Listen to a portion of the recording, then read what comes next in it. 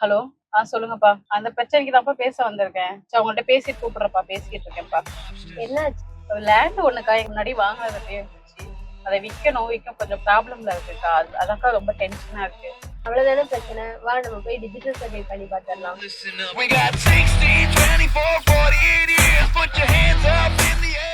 ரொம்ப நாளா பிரச்சனையே இருக்கு. அது வாங்கவும் மாட்டாங்க யாரும், எங்களால விற்கவும் முடியல.